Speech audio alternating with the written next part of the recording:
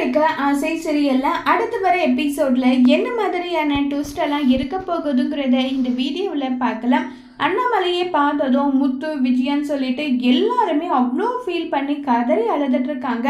எங்கெங்க போனீங்கன்னு சொல்லிட்டு பின்னாடியே சந்தோஷி சார் வந்திருக்கிறத பார்த்ததும் முத்து வந்து கோவப்பட்டு இந்த ஆளு தான் பணத்தை கொடுக்கலன்னா உங்க வீட்டில இருந்து ஒருத்தரை தூக்கிடுவேன்னு சொல்லிட்டு சொன்னாரு. ஒருவேளை இவர் தான் உங்களை கடத்திட்டு போயிட்டாராப்பா சொல்லுங்கப்பான்னு சொல்லிட்டு கேட்குறாங்க. இதை கேட்ட உடனே வந்து பயங்கரமா வந்து கோவப்பட்டு முத்து அடிக்க போறாங்க. உடனே சந்தோஷி சார் வந்து நான் ஒன்றும் அவரை தேடி வரல, அவர் தான் என்ன தேடி வந்தாங்கன்னு சொல்லிட்டு ஃப்ளாஷ்பேக் சொல்றாங்க.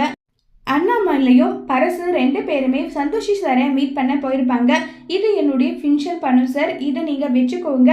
என்னுடைய அம்மா எனக்காக கொடுத்த நிலத்தையே நான் வந்து விற்று இந்த பணத்தை எடுத்துகிட்டு வந்திருக்கேன்.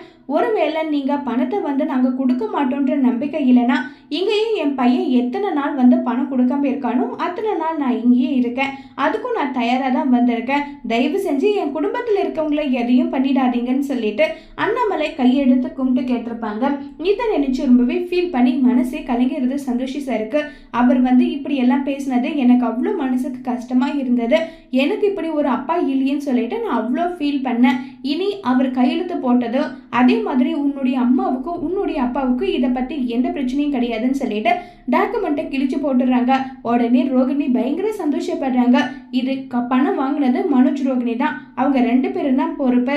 நான் வந்து வட்டி எல்லாம் கேட்கல, அசல் மட்டும்தான் நான் கேட்குறேன். 30 லட்சம் ரூபாய் பணம் வாங்கியிருக்கீங்களா, மாதம் 1 லட்சம் சொல்லிட்டு நீங்கள் கொடுத்தாகணும்னு சொல்கிறாங்க.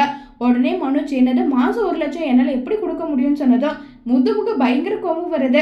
வட்டி கொடுக்க மாட்டேன்னு தானே சொன்னாங்க, அசல் பணத்தை கொடுக்கறது கூட உனக்கு கஷ்டமா இருக்கா?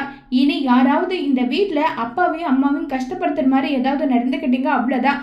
அவங்க பிரச்சனையை அவங்க பார்த்துக்கோங்க, அவ்வளோதான் நான் சொல்லுவேன் நல்லா சொல்லிட்டு ரொம்பவே கோபப்பட்டு பேசினது. இதுக்கு மேலே எந்த பதிலுமே சொல்ல முடியாமல் ரொம்பவே வருத்தத்தில் வந்து இருக்காங்க.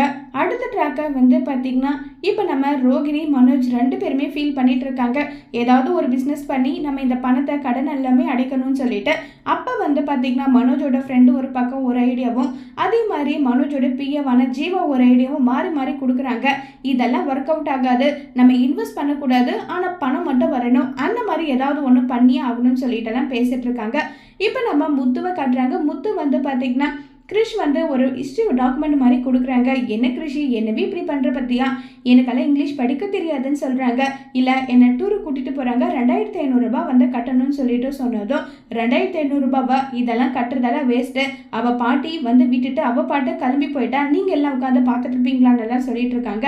ஷேர் பண்ணிக்கலாம்னு சொன்னதும் உடனே மனோஜ் வந்து இங்கே பார் 1 ரூபாய் கூட இப்போ எனக்கு கஷ்டம் தான், நான் இருக்க சுச்சுவேஷனுக்கு என்னாலலாம் பணம் கொடுக்க முடியாதுன்னு சொன்னதும் உடனே மீனா என்ன ரோகிணி உன் புருஷன் இப்படி சொல்றாங்க, பணம் கொடுக்க சொல்ல மாட்டியான்னு சொல்லிட்டு கேட்டதோ உடனே விஜயா என்னடி அவளை மிரட்டிட்டு இருக்க, என் பொருளை இப்படி இருக்கிறதுக்கான காரணமே அவதான், அவளால சும்மாவே விட மாட்டேன்னு சொல்லிட்டு ரொம்பவே கோவப்பட்டு பேசிட்டு இருக்காங்க. அதோட இந்த எபிசோட முடிச்சிருக்காங்க.